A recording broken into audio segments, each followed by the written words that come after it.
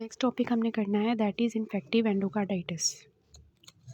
इसमें just endocardium ही involve होगी और क्योंकि ये एंडोकार्डाइटिस है। रूमेटिक फीवर हमने देखा था, उसमें आपको पता है कि सारी की सारी वॉल्स जो हैं हार्ट की वो इन्वॉल्व हो रही थी। पेनकार्डाइटिस था। तो it refers to microbial infection of the endothelium of the heart and including but not limited to the walls. ठीक है। अब रिस्क फैक्टर्स इसके क्या होते हैं? तो रिस्क फैक्टर्स ये है कि पहले से किसी को एंडोकार्डाइटिस था, रूमेटिक हार्ट डिजीज़ थी, माइट्रल वॉल्व प्रोलैप्स था, एओर्टिक वैल्वुलर डिजीज़ थी, माइट्रल वैल्वुलर डिजीज़ थी, आर्टिफिशियल वॉल्व्स उसने लगाए हुए थे तो वहाँ पे लग गया। और मतलब वॉल्व में कोई ना कोई मसला था जिसकी वजह से वहाँ पे अब इन्फेक्शन हो गया, वहाँ पे बैक्टीरिया आ गए। फिर क्या है कि बैक्टीरीमिया का रिस्क क्या है? बैक्टीरीमिया मतलब कि ब्लड के अंदर जो है ना बैक्टीरिया कैसे जा सकते हैं। तो आईवी ड्रग यूज़र्स हैं, ये बहुत ज़्यादा केसेस होते हैं हॉस्पिटल्स में। इनड्वेलिंग वीनस कैथेटर्स जो यूज़ करते हैं, पुअर डेंटिशन जिनकी होती है और वो मतलब उनके जो ऑर्गेनिजम्स होते हैं ना, कोई डेंटल सर्जरी करते हैं तो वहाँ से वो ऑर्गेनिजम्स जो हैं वो चले जाते हैं हार्ट की तरफ। फिर हीमोडायलिसिस जो करवा रहे होते हैं, डायबिटीज़ हो जो लोग होते हैं, और इंट्राकार्डिक डिवाइसेस जिन्होंने लगाई होती हैं, पेस मेकर्स वगैरह, डिफिब्रिलेटर्स, तो उनमें जो है ना ये ख़तरा होता है। फिर पॉजिटिव ऑर्गेनिजम्स क्या हैं? तो सबसे पहले जो है ये है कि मोस्ट कॉमन ओवरऑल कॉज जो है ना इन्फेक्टिव एंडोकार्डाइटिस की ओवरऑल, वो है स्ट्रेप विरिडेंस। ठीक है। लेकिन डेविडसन कहती है कि ओवरऑल जो मोस्ट कॉमन है ना वो स्ट्रेप ऑरियस है, तो आप उसको फॉलो करें। फिर आईवी ड्रग यूजर्स में जो है ना मोस्ट कॉमन कॉज वो स्ट्रेप ऑरियस है। एक्यूट इन्फेक्टिव एंडोकार्डाइटिस जो है ना उसका मोस्ट कॉमन कॉज जो है वो स्टेफ ऑरियस है।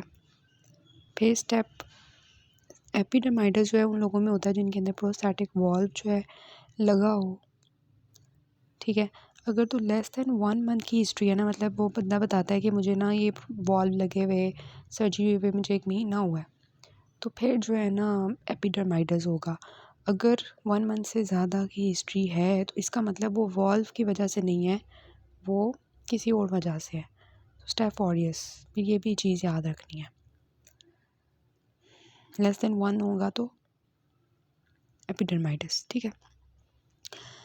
फिर कोई ऑर्गेनिज्म नहीं है, सी बात है, गला ख़राब होने की वजह से ना बिल्कुल भी जो है वो पढ़ाने का सच आवाज़ नहीं निकली ना, तो वो पढ़ाने का वो जोश ही नहीं है। तो बस आई होप आपको समझ आ रही होगी। हेसेक ग्रुप आपको पता है ये भी एंडोकार्डाइटिस करवाता है। हीमोफिलस एसिटिनोबैसिलस कार्डियोबैक्टीरियम एकिनेला किंगेला ये भी होते हैं। और ये मोस्टली हम तब इनको कंसिडर करते हैं जब कल्चर नेगेटिव हो ना हमारा। फिर साइट्स क्या है? मोस्ट कॉमन ओवरऑल जो वॉल्व इन्वॉल्व होता है ना वो माइट्रल वॉल्व है। ठीक है। और सेकंड मोस्ट कॉमन जो वॉल्व है ना जो इन्वॉल्व होता है वो है एओर्टिक वॉल्व। तो फिर आईवी ड्रग अब्यूज़र्स में मोस्ट कॉमन जो वॉल्व इन्वॉल्व होता है वो राइट साइडेड वॉल्व्स होते हैं। और राइट साइड पे कौन सा वॉल्व होता है? ट्राइकस्पिड। तो आईवी ड्रग यूजर्स में tricuspid valve. Overall most common क्या है? माइट्रल। सेकंड मोस्ट कॉमन क्या है? एओर्टिक। ये भी एमसीक्यूज़ के लिए आपको आना चाहिए। देन आता है कि इसकी टाइप्स क्या हैं। तो एक एक्यूट होता है और एक सब एक्यूट होता है। एक्यूट जो होता है वो नॉर्मल वॉल्व होता है जिन लोगों का, मतलब जिनमें कोई वॉल्व की खराबी नहीं होती, जो हमने पीछे देखी है ना वॉल्व्स की खराबियाँ, कि लाइक किसी का आर्टिफिशियल वॉल्व्स हैं, किसी को माइट्रल वॉल्व डिजीज़ थी पहले से, रूमेटिक डिजीज़ थी पहले से, एंडोकार्डाइटिस की हिस्ट्री थी, वो लोग नहीं। जिनका नॉर्मल वॉल्व है पहले का, उनके ऊपर ना सबसे ख़तरनाक ऑर्गेनिजम्स आके अटैक करते हैं। और वो सबसे ख़तरनाक ऑर्गेनिज्म कौन सा है? Staph aureus. ठीक है। और आईवी ड्रग अब्यूज़ जो है ना अब्यूज़र्स, उनके अंदर होता है ये मोस्टली नॉर्मल वॉल्व और highly variant organism which is staph aureus. तो मैंने वो कार्डियोलॉजी वार्ड में ना एक पेशेंट देखा था, वो जब से हमारी उसमें रोटेशन शुरू हुई थी तकरीबन 1 महीने से ज़्यादा वो जो इन्फेक्टिव एंडोकार्डाइटिस का पेशेंट था ना, आईवी ड्रग अब्यूज़र था, तो वो तकरीबन 1 महीने से ज़्यादा हो गया था और वो वहाँ पे ही था जब तक हम वहाँ थे। तो मतलब लॉन्ग हॉस्पिटलाइजेशन रिक्वायर्ड होती है इन लोगों को, क्योंकि इनके वॉल्व की बुरी हालत होती है स्टेफ ऑरियस की वजह से। लार्ज डिस्ट्रक्टिव वेजिटेशन उन्होंने बनाई होती हैं, बहुत पुअर प्रोग्नोसिस होता है इसकी, बहुत ट्रीटमेंट लंबी चलती है। अच्छा, फिर आता है सब एक्यूट एंडोकार्डाइटिस। अब ये जो है ये पहले से जो वॉल्व ख़राब होगा ना उसके ऊपर एक्ट करेगा, और जो पहले से ख़राब वॉल्व है ना उसके ऊपर इतने ख़तरनाक ऑर्गेनिजम्स नहीं आते, लो विरुलेंस ऑर्गेनिजम्स आते हैं, लेस डिस्ट्रक्शन करते हैं। एजेंट्स इनमें कौन से हैं? स्ट्रेप विरिडेंस जो मोस्ट कॉमन है, ठीक है। तो एक्यूट एंडोकार्डाइटिस में स्टेफ ऑरियस कॉमन है, सब एक्यूट एंडोकार्डाइटिस में स्ट्रेप विरिडेंस कॉमन है, ठीक है। फिर क्लिनिकल प्रेजेंटेशन आ जाती है कि जो एक्यूट एंडोकार्डाइटिस होगा ना उसमें पेशेंट को बुखार होगा, फीवर, चिल्स, पिटेकिया होंगे, उसको मरमर होगा, न्यू मरमर मतलब पहले से कोई उसकी मरमर की साउंड्स नहीं होंगी क्योंकि पहले उसका वॉल्व बिल्कुल ठीक था, अब नया नया मरमर आएगा। और इको पे हमें एब्सेसिस मिलेंगी, और जो सब एक्यूट होगा उसमें भी फीवर, चिल्स वगैरह होंगे, और ये वेट लॉस की हिस्ट्री होगी, नाइट स्वेट्स की हिस्ट्री होगी, एनीमिया, स्प्लीनोमेगाली और क्लबिंग होगी। कार्डियक में जो है वो ये जो चीज़ याद रखनी है वाइवा पॉइंट ऑफ व्यू से, वो ये कि इम्यून कॉम्प्लेक्स वाल्वुलाइटिस, वैस्कुलाइटिस होता है, तो इसमें रॉड स्पॉट्स बनते हैं। रॉड स्पॉट्स में क्या होता है कि रेटिनल हेमरेजेस होते हैं और पेल सेंटर होता है। अगर आपने आई पढ़ी हो ना तो उसमें रॉड स्पॉट्स आपने पढ़े हो, तो वो रेटिनल हेमरेजेस करवाते हैं, पेल सेंटर होता है उनका।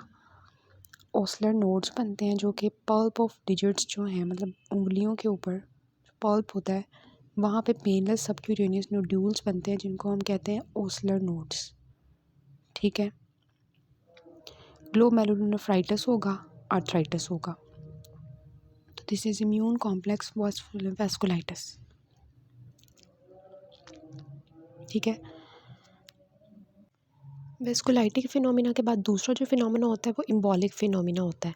उसमें क्या होता है कि जो हमारे डिफरेंट टिश्यूज़ होते हैं ना, लाइक डिजिट्स, ब्रेन, स्प्लीन, वहाँ पे ना इन्फेक्शन शुरू हो जाते हैं, पल्मोनरी एम्बोलिज्म्स हो सकते हैं।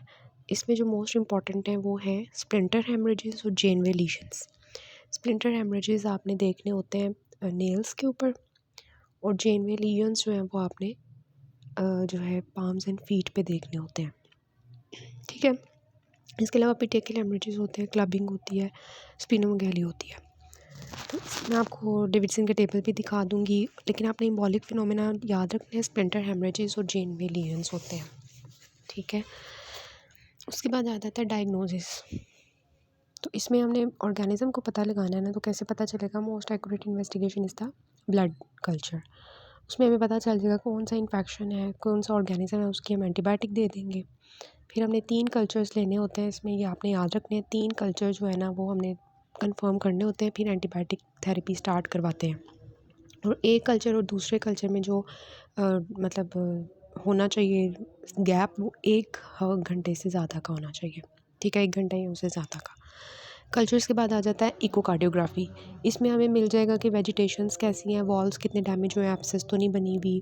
फिर इसमें जो होती है जो ट्रांसइसोफेजियल इकोकार्डियोग्राफी होती है, एक ट्रांसथोरेसिक होती है, और ये मैं बता देते हैं। फिर अदर टेस्ट में क्या है, CBC, ESR, यूरिन एनालिसिस जिसमें आप प्रोटीन यूरिया देख सकते हैं, यूरिन कल्चर्स देखेंगे, ECG करवाएंगे, ये सारी चीज़ें सेम है। ड्यूक्स क्राइटेरिया क्या होता है? इसमें जोन्स क्राइटेरिया था ना रूमेटिक फीवर में, तो इसमें क्या है ड्यूक्स क्राइटेरिया, उसमें क्या है कि ये हमारे क्राइटेरियाज होते हैं, मेजर क्राइटेरियाज और माइनर। मेजर में क्या है कि हमारे जो कल्चर्स होने चाहिए, ब्लड कल्चर्स, वो पॉजिटिव होने चाहिए, और मतलब वही हमने बताया कि 3 कल्चर्स होने चाहिए और 1 घंटे का गैप होना चाहिए उनके दरमियान में। फिर दूसरी चीज़ क्या है कि एंडोकार्डियम की इन्वॉल्वमेंट होनी चाहिए। एंडोकार्डियम की इन्वॉल्वमेंट का कैसे पता चलेगा? इकोकार्डियोग्राफी से, ठीक है। और फिर माइनर क्राइटेरिया में जो सेम चीज़ें हैं ना वो क्या है? फीवर, ठीक है। फ़ीवर भी वहाँ पे था ना, रूमेटिक फ़ीवर में यहाँ पे भी है। प्री डिस्पोजिंग हार्ट लीजन होनी चाहिए, मतलब ये कि इन्फेक्टिव एंडोकार्डाइटिस जो है वो पहले कोई हार्ट की मसला पेशेंट कहेगा कि मुझे हिस्ट्री है, पहले से कोई मुझे हार्ट का प्रॉब्लम था, तो अब हम सोच सकते हैं कि उसको इन्फेक्टिव एंडोकार्डाइटिस है या इन IV ड्रग यूज़र है, ठीक है। और फिर जो उसको एम्बॉलिक फिनोमिना और वैस्कुलाइटिक फिनोमिना। एम्बॉलिक फिनोमिना मतलब हमने उसके नेल्स देखे, उसके ऊपर स्प्लिंटर हेमरेजेस थे, हमने उसके जो है ना हाथ देखे, तो वहाँ पे हमें जो है ना क्या मिल गए, जेनवे लीजन्स मिल गए, ठीक है। फिर हमने उसकी आंखें देखी तो उसके अंदर में रॉड स्पॉट्स मिल गए। हमने उसके पल्प्स देखे फिंगर्स के, तो वहाँ पे हमें ओसलर नोड्स मिल गए। तो ये मतलब कि उसको एम्बॉलिक या वैस्कुलाइटिक फिनोमिना जो है ना वो हमें मिल गया। फिर इकोकार्डियोग्राफी पे भी हमें फाइंडिंग्स मिल गई हैं, ब्लड कल्चर की भी फाइंडिंग्स मिल गई हैं, तो ये माइनर क्राइटेरिया है। तो अगर किसी को 2 मेजर क्राइटेरिया हैं या 1 मेजर 3 माइनर है या 5 माइनर क्राइटेरिया है ना, तो डेफिनेटिव डायग्नोसिस है, ये आपने याद रखना है। 2 मेजर मतलब कि फॉर एग्जांपल उसके पॉजिटिव ब्लड कल्चर्स भी आ गए हैं, एंडोकार्डियम की इन्वॉल्वमेंट भी हमें इकोकार्डियोग्राफी में मिल गई है, तो इसका मतलब इसको इन्फेक्टिव एंडोकार्डाइटिस है। 1 मेजर 3 माइनर की एग्जांपल देती हूँ कि किसी की हमने जो है 3 माइनर मतलब उसको बुखार भी है, उसको हमें स्प्लिंटर हेमरेजेस भी मिल गए हैं, जेनवे लीजन्स भी मिल गई हैं, IV ड्रग यूज़र की हिस्ट्री भी है, तो जी वो हो गया हमारा। और प्लस 1 मेजर मतलब उसको ब्लड कल्चर्स भी पॉजिटिव आ गए हैं, तो दिस इज़ फुलफिल्ड, ठीक है। 5 माइनर क्राइटेरिया की मतलब बता देती हूँ कि पहले से उस IV ड्रग यूज़र है, बुखार है, उसको स्प्लिंटर हेमरेजेस भी मिल गए, रोड स्पॉट्स ओसलर नोड्स मिल गए, हमें इकोकार्डियोग्राफी में भी मिल गया, ब्लड कल्चर भी पॉजिटिव, तो 5 तकरीबन हो गए, तो ये हमारा कंफर्म है, ठीक हो गया। इस तरह से ट्रीटमेंट क्या होना चाहिए, देखिए जो सबसे पहले तो हमारी होती है स्पोर्टिव ट्रीटमेंट, उसके बाद आप लिखेंगे एंटीबायोटिक ट्रीटमेंट। एंटीबायोटिक में एक्यूट और सब एक्यूट की डिफरेंट ट्रीटमेंट होती है, ठीक है। एक्यूट के केस में क्या है, वैनकोमाइसिन और जेंटामाइसिन, ठीक है, वैनकोमाइसिन और जेंटामाइसिन। और जिसमें हमारे स्टेफ ऑडियस था ना, स्टेफ ऑडियस को मारने के लिए हमने क्या इस्तेमाल किया, वैनकोमाइसिन और जेंटामाइसिन, मतलब माइनोग्लाइकोसाइड है और वैनकोमाइसिन है, ठीक है। सब एक्यूट जिसमें we have the staph viridans, उसको मारने के लिए जेंटामाइसिन तो काम कर जाती है, लेकिन हमें जो है ना सेफ्ट्राइक्सोन का इस्तेमाल करना पड़ता है, या फिर बेंजाइल पेनिसिलिन का, या फिर एम्पिसिलिन का अगर इंटीरोकोकस है, ठीक है। और जो प्रोस्थेटिक वॉल्व्स जिनके होते हैं उनके अंदर हम जो है रिफैम्पिसिन का यूज़ करते हैं, ठीक है। वैनकोमाइसिन जेंटामाइसिन जो हमने एक्यूट केस में किया था, और रिफैम्पिसिन, ठीक है। तीसरा जो ऑप्शन होता है ना वो होती है कार्डियक सर्जरी, ठीक है। कार्डियक सर्जरी मतलब कि with surgical debridement of infective material और वॉल्व रिप्लेसमेंट। अगर दवाइयों से काम नहीं पड़ रहा, फिर हमें कार्डियक सर्जरी करनी पड़ती है, जिसमें हम क्या करते हैं, जो भी इन्फेक्टिव एंडोकार्डाइटिस का वहाँ पे गंद पड़ा होता है उसको हम सर्जिकली डिब्राइव करते हैं और वॉल्व की रिप्लेसमेंट कर देते हैं, ठीक है। फिर स्पेसिफिक एंटीबायोटिक थेरेपी होती है। स्पेसिफिक एंटीबायोटिक थेरेपी क्या है कि अगर विरिडेंस है तो उसको किल करने के लिए वी यूज़ द सेफ्ट्राइक्सोन, जैसे हमने सभी क्यूट का देखा। हेसेक के लिए सेफ्ट्राइक्सोन है, और स्टेफ ऑरियस के लिए क्या था, वैनकोमाइसिन जेंटामाइसिन, ठीक है। और पेनिसिलिन सेंसिटिव है तो पेनिसिलिन के ग्रुप्स यूज़ करेंगे, अगर पेनिसिलिन सेंसिटिव नहीं है तो फिर वैनकोमाइसिन यूज़ करेंगे, मतलब मर्सा है। एपिडर्माइडस में भी हम क्या यूज़ करते हैं, वैनकोमाइसिन। एंटीरोकोकस के लिए ऊपर हमने देखा एम्पिसिलिन और जेंटामाइसिन, ठीक है। तो जेंटामाइसिन हर जगह यूज़ हो रही है, लेकिन एम्पिसिलिन एंटीरोकोकस याद रखना है। और फंगल के लिए एम्फोटेरिसिन बी और वॉल्व रिप्लेसमेंट। उसके बाद आ जाता है कि फिर मतलब एंटीबायोटिक ट्रीटमेंट हम करते रहते हैं, और फिर कल्चर्स के रिजल्ट्स लेते रहते हैं, और फिर हम जो है ना उसका तकरीबन एटलीस्ट 4 वीक्स के लिए हम एंटीबायोटिक ट्रीटमेंट करते हैं। सर्जिकल इंडिकेशंस क्या होती हैं कि कब हमने सर्जरी करनी है, कि वॉल्व डैमेज की वजह से हार्ट फेलियर होना शुरू हो गया ना, तो फिर हम वॉल्व रिप्लेसमेंट करते हैं, ठीक है। एंटीबायोटिक ट्रीटमेंट से काम नहीं पड़ा, प्रोस्थेटिक वॉल्व्स हैं या लार्ज वेजिटेशंस हैं, और रिकरेंट एम्बुलस बन रहे हैं, एब्सेस बन रही है, फंगल एंडोकार्डाइटिस है, इन सब केसेस में हम क्या करते हैं, सर्जरी करते हैं। फिर एंडोकार्डाइटिस की प्रोफिलैक्सिस कब देंगे, कार्डिक कंडीशंस में लाइक प्रोस्थेटिक वॉल्व है, प्रीवियस हिस्ट्री ऑफ एंडोकार्डाइटिस है, या कार्डियक ट्रांसप्लांट रेसिपिएंट विद वल्वुलोपैथी है, कंजेनिटल साइनोटिक हार्ट डिजीज़ है, इन सब केसेस में हम क्या करते हैं, एंडोकार्डाइटिस की प्रोफिलैक्सिस देते हैं।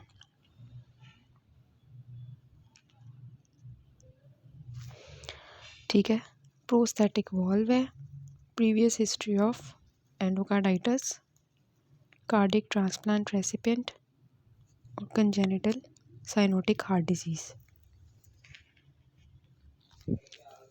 किन लोगों को देते हैं एंडोकार्डाइटिस की, मतलब प्रोफिलैक्सिस मतलब कि हमने प्रिवेंट करना है कि एंडोकार्डाइटिस ना हो जाए। एक पेशेंट है, उसको प्रोस्थेटिक वॉल्व लगा हुआ है, या उसको प्रीवियस हिस्ट्री एंडोकार्डाइटिस की, या उसको कार्डियक ट्रांसप्लांट हुई है पहले से, या उसको कंजेनिटली कोई हार्ट का मसला है, तो ऐसा पेशेंट डेंटिस्ट के पास जाता है किसी भी प्रोसीजर के लिए। डेंटिस्ट उसकी प्रॉपर हिस्ट्री ले हार्ट की, ये वाली चीज़ों की। अगर तो उसकी हिस्ट्री है तो फिर हम उसकी प्रोफिलैक्सिस करेंगे। ठीक है, इसी तरह कोई बंदा है, वो उसको ये कार्डिक कंडीशंस हैं और वो कोई रेस्पिरेटरी प्रोसीजर करवाने लगा है, इंसियन बायोप्सी, तो उस केस में हमने करवाना है। लेकिन फॉर एग्जांपल कोई जीए की प्रोसीजर्स जैसे करवा रहा है, या यूरिनरी सिस्टम के, या इस तरह की कोई प्रोसीजर ऑब्स्टेट्रिक एंड गायनेकोलॉजी का, फिर आपने प्रोफिलैक्सिस नहीं देना। प्रोफिलैक्सिस कब देना है, जब डेंटल प्रोसीजर्स कर रहे हैं और रेस्पिरेटरी प्रोसीजर्स कर रहे हैं। उसमें प्रोफिलैक्सिस में हम क्या करते हैं, अगर पेनिसिलिन की एलर्जी नहीं है तो एमॉक्सिसिलिन देंगे 30 से 60 मिनट पहले, और अगर पेनिसिलिन की एलर्जी है तो फिर क्लेंडामाइसिन यूज़ करते हैं। ठीक है, तो ये याद रखना है, एम्पिरिकल थेरेपी सब एक्यूट के लिए केस में हम जो है वो देते हैं एम्पिसिलिन, एंटीरोकोकस के केस में। एक्यूट केस में वैनकोमाइसिन, जेंटामाइसिन याद रखना है, और प्रोस्थेटिक के लिए आपने याद रखना है, वैसे तो हम 4 हफ्ते का ट्रीटमेंट देते हैं ना, लेकिन प्रोस्थेटिक वॉल्व के केस में 6 हफ्ते का देना है। ठीक है, और प्रोस्थेटिक वॉल्व के लिए कौन सा था, वैनकोमाइसिन, जेंटामाइसिन और रिफेम्पिसिन। रिफेम्पिसिन याद रखना है प्रोस्थेटिक के लिए। ये भी ऑर्गेनिजम्स हो सकते हैं, एंटीरोकोकस और स्ट्रेप्टोकोकस, जिसके हम कोलोनोस्कोपी करवाते हैं, क्योंकि इनके साथ ना कोलोन कैंसर की एसोसिएशन होती है। ये आपने देख लेना है कि जो है ना वेस्कुलाइटिस और एम्बॉलिक फिनोमिना कौन से हैं, और एम्बॉलिक हाली फिनोमिना कौन सा है, और उसमें हमें क्या चीज़ें नज़र आती हैं, ये टेबल आपने देख लेना है। इसके अलावा जो है ये सारी पिक्चर्स की फॉर्म में हैं चीज़ें, और ये भी डेविडसन की पिक्चर है, ये देख लें। ये डायग्नोसिस है जो हमने डिस्कस किया है, टेबल की फॉर्म में देख लें। ये एक पॉइंट है कि अगर फ्यू वीक्स आफ्टर सर्जरी जो है ना हो गया फर्स्ट फ्यू वीक्स, तो फिर स्टेफ्लोकोकस होगा, क्योंकि वो सर्जरी के थ्रू इंट्रोड्यूस हुआ है।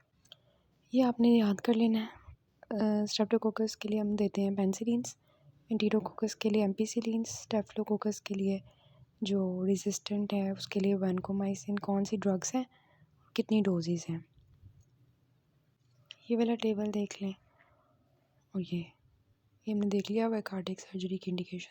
20 ईयर्स मेल है, रूमेटिक हार्ट डिजीज़ है, हाई ग्रेड फीवर है, और जो है उसको मैकुलर रेडिश लेयंस हैं palmar surface of the hands पे, एंड दिस इज जेनरली यून्स एक्चुअली स्प्लीनोमेगेली है। तो स्प्लीनोमेगेली बहुत इंपॉर्टेंट चीज़ है इसके अंदर।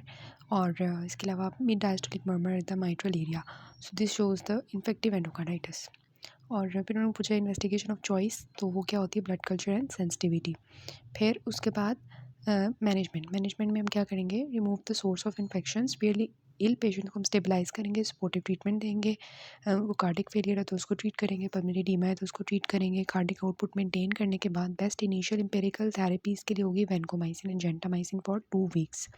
स्टेफ्लोकोकस ऑरियस अगर है तो उसके लिए हम जो है वो ऑक्सासिलिन और नेपेसिलिन यूज़ करेंगे। और वेरिडेंस जो होगा उसके लिए सेफ्ट्राइजोन 4 वीक्स के लिए, एपिडर्माइटिस के लिए वैनकोमाइसिन, और एंटीरोकोकस के लिए जो है वो भी ये। और उसके बाद आ जाता है कि सर्जिकल में कार्डिक सर्जरी करेंगे, debridement of infective material, valve replacement, prevention करेंगे by prophylactic antibiotics in case of dental surgery, in prosthetic cardiac valves and respiratory procedures.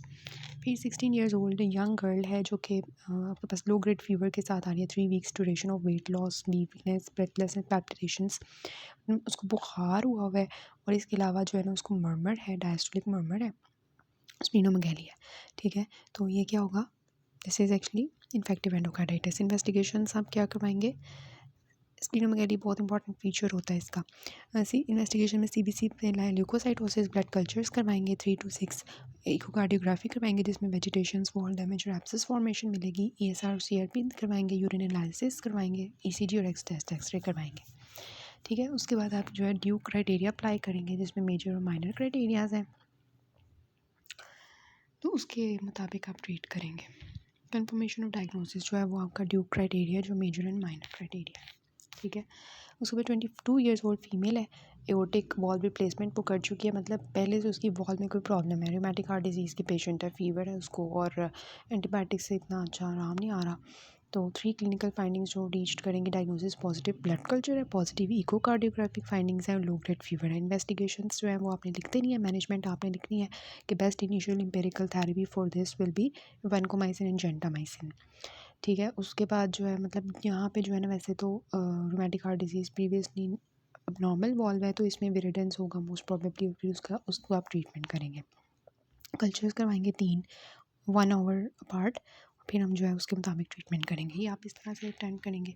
10 years old boy है जिसको बुखार है 3 महीने से, पेन है लेफ्ट हाइपोकॉन्ड्रियम में, डायस्टोलिक मर्मर है और सॉफ्ट टेंडर स्प्लीन, मतलब स्प्लीनोमेगैली है। डायग्नोसिस आपका क्या होगा, इन्फेक्टिव एंडोकार्डाइटिस। क्यों होगा, क्योंकि जो है ना पूछे कि क्यों है, तो बच्चा जो है वो 10 साल का है, रूमेटिक फ़ीवर उसकी मोस्ट कॉमन कॉज है डिजीज़ की और उसको 3 महीने से फ़ीवर है, मर्मर है, स्प्लीनोमेगैली है जो कि आपको इन्फेक्टिव एंडोकार्डाइटिस का बता रहा है। मैनेजमेंट में आपने कैसे लिखना है, सबसे पहले इन्वेस्टिगेशंस लिखनी है, उसके बाद आपने ट्रीटमेंट लिखना है। ठीक है, ट्रीटमेंट हम डिस्कस कर चुके हैं। सर ट्रीटमेंट में आप सबसे पहले स्पोर्टिव ट्रीटमेंट लिखोगे, फिर मेडिकल ट्रीटमेंट लिखोगे, फिर सर्जिकल ट्रीटमेंट लिखोगे। सर्जिकल ट्रीटमेंट मैंने आपको बताया क्या लिखना है। So this is all about infective endocarditis.